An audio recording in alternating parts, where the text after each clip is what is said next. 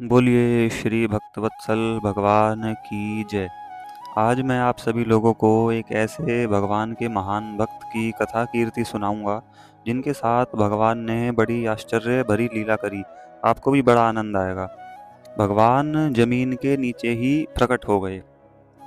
देखो भाई, भक्त का स्वरूप होता है, भक्त की पहचान है, भगवान ने बताई है कि अनन्यस चिंतयन्तो माम, यानी कि वो किसी भी स्थिति में हो, किसी भी हाल में हो, किसी भी जगह पर हो, कैसे भी हो, यदि वो भगवान का भक्त है तो वो भगवान का चिंतन करता रहेगा। और अनन्य चिंतन यानी कि भगवान के सिवा उसके मन में, उसके हृदय में, उसके दिमाग में, उसकी बुद्धि में कोई और चिंतन, कोई और भाव नहीं बनेगा।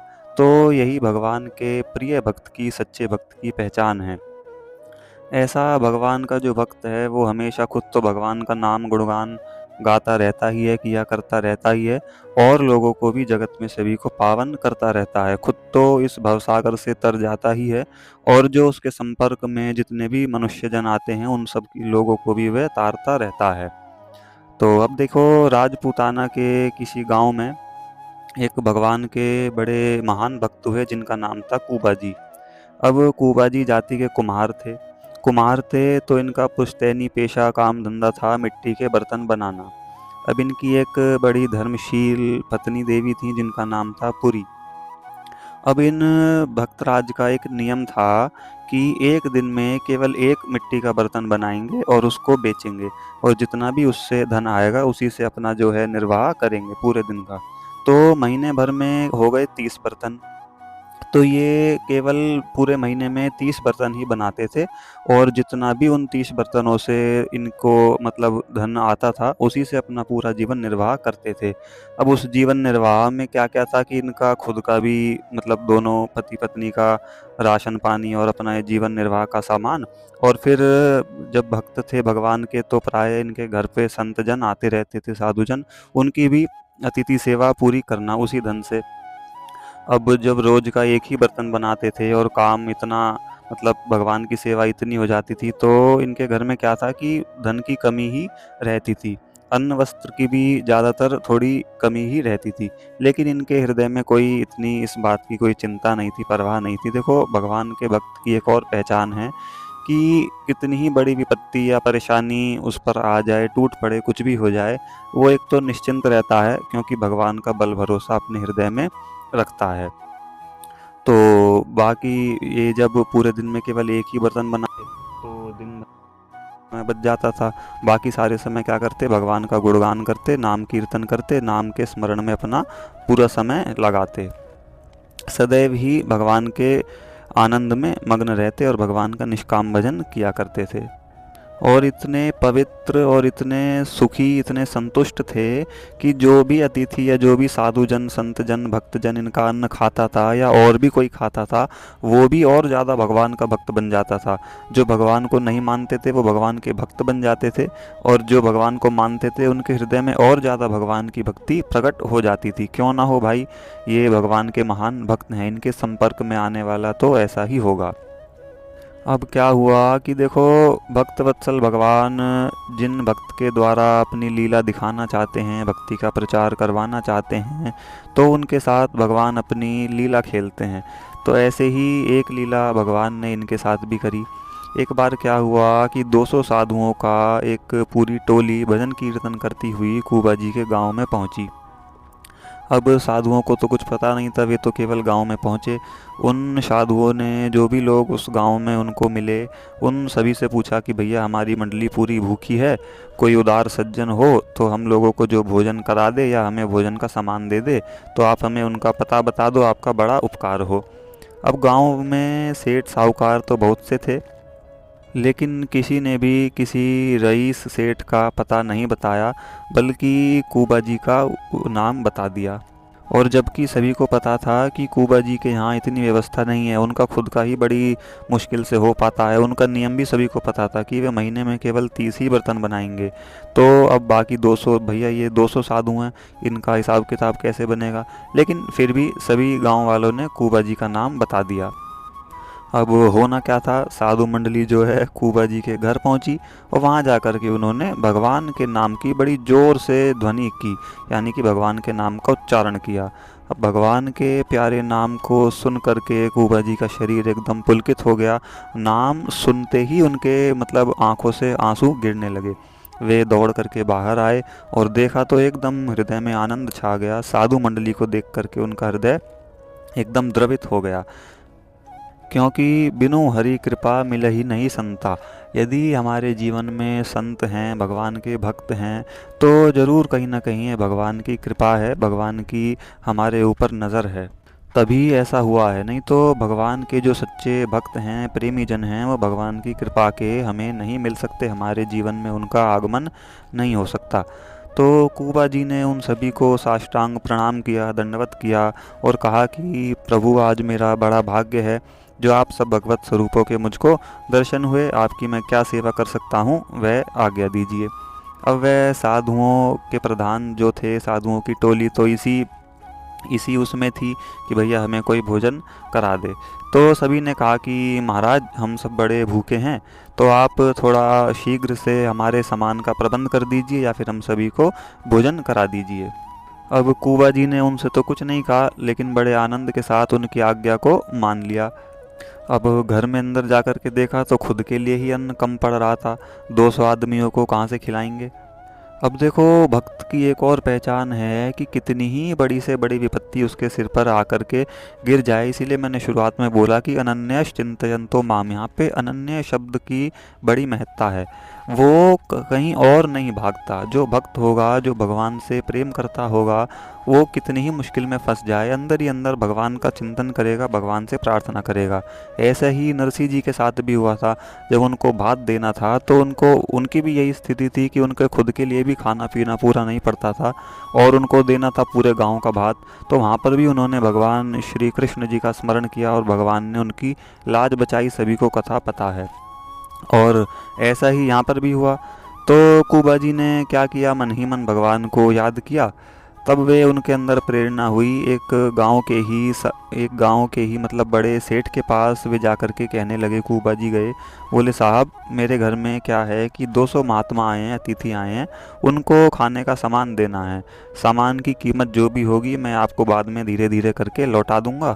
तो अभी आप या तो फ़िलहाल उन सभी को भोजन की व्यवस्था करवा दीजिए या फिर मेरे को सारा सामान दे दीजिए। तो जो वो सेठ थे वो भी ठीक थे हृदय के, कुबा जी की निर्धनता के बारे में जानते थे और उनकी सत्यवक्ता के बारे में भी, यानी कि उनकी भक्ति के बारे में भी पूरे परिचित थे कि कुबा जी सच बोल रहे हैं, ये बाद में जाकर के धोखा नहीं करेंगे। अब बात क्या हुई, उस सेठ को कुआं खुदवाना था।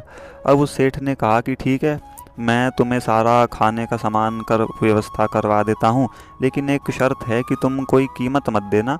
एक काम करना, मुझे गांव में कुआं खुदवाना है, तो अपने हाथों से ही पूरा कुआं खोद देना। कुबा जी ने उस सेठ की बात स्वीकार कर ली। अब उस सेठ ने चावल, दाल, आटा, घी, जो भी मतलब खाने का सामान रहा होगा, वो सब कुबा जी को दिलवा दिया। कुबा जी ने खुशी के साथ सारा सामान लेकर साधुओं को दे दिया। उन साधु वेशधारी सभी भगवत स्वरूपों ने कुबा जी को अपना खूब आशीर्वाद दिया और मंडली सहित वहाँ से चले गए। अब ये एक काम तो भगवान की कृपा से उनका यहाँ पूरा हुआ।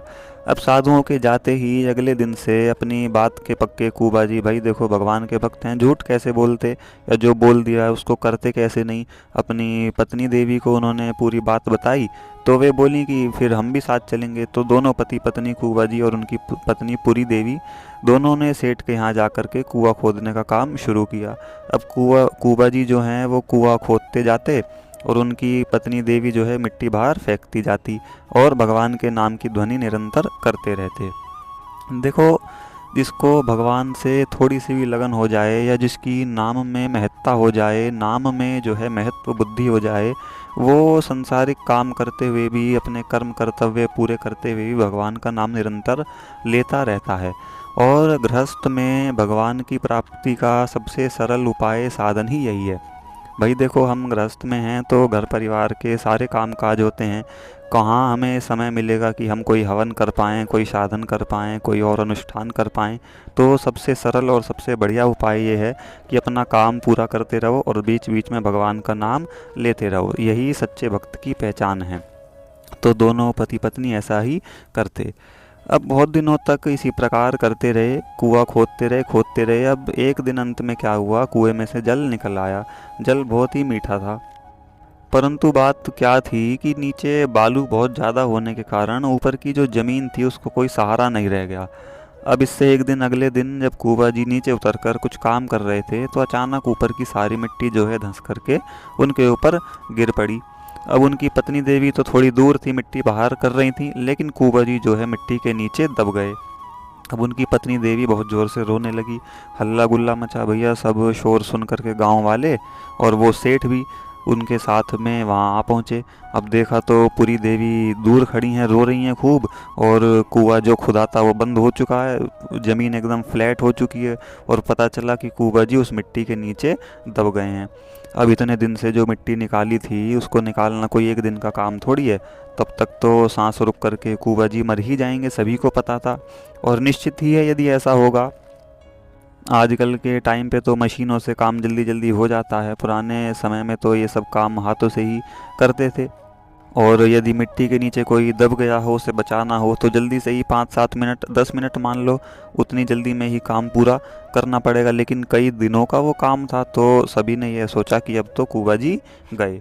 इस बात को सोच करके लोगों ने क्या किया कि पूरी देवी को ही समझाना बुझाना शुरू कर दिया। उन्होंने कहा कि देखो, हम उपाय करते हैं, मिट्टी निकलने तक यदि कुबा जी बच गए तो अच्छी बात है, नहीं तो क्या ही कर सकते हैं, जो है भगवान की इच्छा है, तुम अपना घर जाओ, भगवान का भजन करो। होनी ऐसी ही थी। अब कुछ बड़े बूढ़े लोगों ने कहा कि भैया देखो, हम तुम्हारे खाने पीने का सामान भी तुम्हारे घर पे ही पहुंचा देंगे, तुम अपना घर जाओ, परेशान मत हो, रो मत।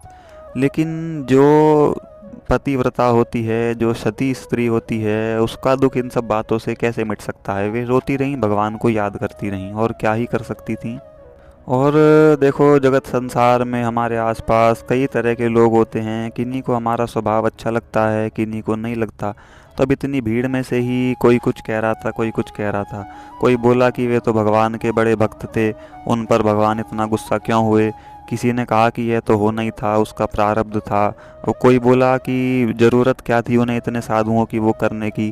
फिर कोई बोला कि ज़रूरत क्या थी ये कुआं खोदने को हाँ भरने की। तो कोई कुछ देखो, सब ऐसा ही होता है।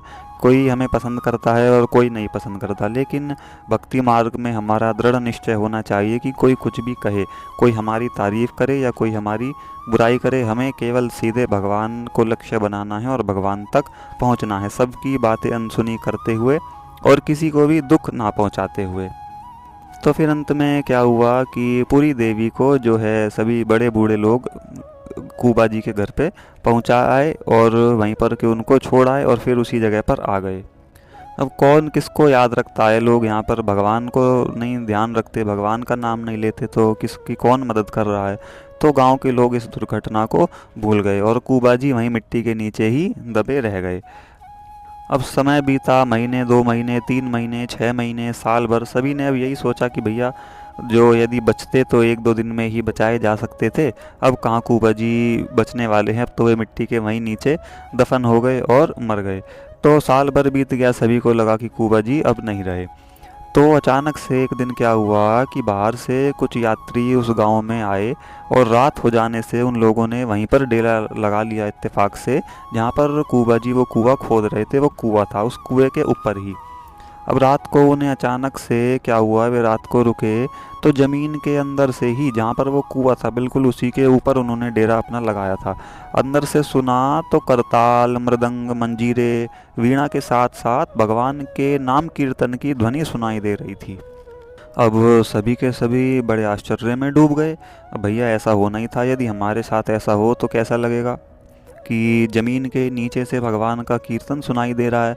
रात भर उसी प्रकार वे ध्वनि को बड़े आराम से आनंद के साथ सुनते रहे और उस ध्वनि का इतना प्रभाव पड़ा कि वो अपने आश्चर्य को भूल करके उस कीर्तन में ही मस्त होकर के कीर्तन खुद भी करने लगे। अब सवेरा हुआ तो उन्होंने रात की घटना उस गांव वालों को सभी को सुनाई कि भैया तुम्हारे यहाँ ये कैसा आश्चर्य है, जमीन के नीचे से भगवान के कीर्तन की आवाज़ आती है। अब जब लोगों ने जमीन पर कान टेक कर सुना तो पहले तो लोगों को ही विश्वास नहीं हुआ कि ऐसा तो नहीं है हमारे यहाँ कुछ। अब जब सभी ने थोड़ा सा ध्यान दे करके सुना तो वो ध्वनि सबको सुनाई दी। अब तो उनके आश्चर्य का पार नहीं रहा। अब जो है इतनी बड़ी बात है आग की तरह चारों ओर फैल गई और पूरा गांव उस कुएं के पास आकर के इकट्ठा हो गया। सभी बड़े बूढ़े बच्चे जवान स्त्री पुरुष जितने भी थे सभी के सभी वहाँ पर इकट्ठा हो गए कि देखो कुछ तो होने वाला है, कुछ बात है। अब ये बात जो है वहाँ के राजा के कान तक पहुँची। वो भी अपनी पूरी मंत्रियों सहित वहाँ पे आया और सोचा कि देखें भैया क्या बात है। और सभी ने देखा तो भगवान के भजन की बड़ी सुंदर ध्वनि आ रही है। अब राजा ने आज्ञा करी और कई सारे आदमियों को काम पे लगाया कि यहाँ की मिट्टी खोदो। अब देखा मिट्टी खुदी तो कुछ ही घंटों में मिट्टी निकल गई, क्योंकि काफ़ी सारे आदमी लगे थे उस काम में। कुआं साफ हो गया। अब जो भीतर का दृश्य सभी ने देखा तो बड़ा अद्भुत और बहुत ही आश्चर्यमय कि देख करके विश्वास हो ही ना, बिल्कुल ही ना हो। जो भगवान को ना मानता हो वो तो देख करके कहे कि ये सपना है, और जो भगवान को मानता होगा उसे एक बार को विश्वास हो जाएगा। लोगों ने देखा कि जमीन के अंदर ही पूरा एक मतलब मंदिर टाइप बना हुआ है। निर्मल जल की धारा बह रही है। भगवान श्री हरि का विग्रह विराजमान है, जिनका नील कमल के समान सुंदर वर्ण है, चारों भुजाएं हैं, शंख चक्र गदा पद्म धारण किए हुए हैं, पीताम्बर की शोभा हो रही है, मधुर मुस्कुराते हुए आसन पर विराजमान हैं, जैसे भगवान हैं वैसे ही। और कुबा जी जो 1 साल पहले उस मिट्टी के नीचे दब गए थे, सभी ने सोचा था कि अब तो मर गए होंगे, मधुर मुस्कुराते हुए मतवाले होकर के भगवान का गुणगान कर रहे हैं, भगवान का नाम स्मरण कर रहे हैं, नेत्रों से आंसू बह रहे हैं, शरीर की कुछ होश नहीं है, दिव्य बाजे बज रहे हैं और भगवान की नाम की ध्वनि हो रही है और गूंज रही है सारे में। कई लोग तो ये सब देख करके वहीं रोने लगे। उनका अंतःकरण एकदम शुद्ध हो गया, निष्पाप हो गया और भगवान की भक्ति में लीन हो गए। जो उस समय भगवान की निंदा कर रहे थे, जो धर्म के निंदक थे, वो भी प्रेम के प्रवाह में बह गए और कुबा जी की खूब तारीफ करने लगे और भगवान के भजन में मन उनका लगने लगा। तो वहाँ के राजा ने हाथ जोड़ करके साष्टांग प्रणाम किया। भगवान की मूर्ति विग्रह जो था वहाँ पर उस समय अंतर्ध्यान हो गया। अब राजा ने कुबा जी को बाहर निकलवाया, लोगों से कहा कि इनको बाहर निकाल लो। कुबा जी वहाँ आए। तब राजा ने आज्ञा करी कि यह कोई साधारण पुरुष नहीं है, सभी लोग इनके चरणों में प्रणाम करो और सभी इनसे भक्ति का आशीर्वाद मांगो। लेकिन भक्त जो होता है वह अपनी यश कीर्ति, अपनी तारीफ, अपने सम्मान को विष के समान समझता है। कुबा जी ने कहा कि मुझे प्रणाम करने से, मेरे चरणों में लौटने से कुछ नहीं होगा, भगवान को ही प्रणाम करो, भगवान से ही उनकी कृपा मांगो। अब ये बात पुरी देवी को पता चली तो वे खूब रोईं और भगवान का खूब उन्होंने मतलब धन्यवाद किया कि प्रभु यह कैसी आपकी लीला, यह कैसा आपका आश्चर्य। तो यह बात और थोड़े ही समय में गांव के इधर उधर भी उनकी जो है यश कीर्ति सब तरफ फैल गई। अब तो दूर दूर से लोग उनके दर्शनों को आते और उनके उपदेश का लाभ उठाने लगे। राजा तो प्रतिदिन नियम से उनके दर्शनों को आता था। फिर एक बार की बात और है, कहते हैं कि कुबा जी की भक्ति के प्रताप से एक बार उस गांव में अकाल पड़ा था, तो उनकी भक्ति के ही प्रताप से लोगों को अन्न मिल पाया था। अन्न जल का जो वहाँ पर उपलब्धि हुई थी वो कुबा जी के कारण ही हुई थी। और ऐसी ही अनेक बातें, अनेक लीलाएं भगवान ने उनके जीवन में करी। अनेकों स्त्री पुरुष उनके संग को, उनके संपर्क को पा करके इस भवसागर से तर गए और कुबा जी सभी को तारते तारते स्वयं भी भगवान के श्री चरणों में लीन हो गए। अब देखो इस कथा से, इस चरित्र से, भक्त कीर्ति से यह पता चलता है कि भक्त की आप पहचान देखो। कुछ भी हो गया, कितनी ही बड़ी विपत्ति आ गई, एक तो दूसरे का आश्रय नहीं लिया, केवल और केवल भगवान का चिंतन, अंदर से अंदर भगवान का भजन केवल। और भगवान पर विश्वास कितना है कि कुछ भी हो जाए भगवान मेरा साथ नहीं छोड़ेंगे, केवल और केवल भगवान का ही बल भरोसा। और जब इतनी श्रद्धा भगवान पर होती है तो भगवान की भी एक कमी है कि वो विश्वास नहीं तोड़ते, वो भरोसा नहीं तोड़ते, भगवान भी फिर उसको पूरा करते हैं। तो बड़ी सुंदर ये कथा इन श्री भक्त महाराज जी की। आगे आपको मिलते हैं फिर और किसी ऐसे ही भक्त चरित्र के साथ। बोलो श्री सीताराम भगवान की जय।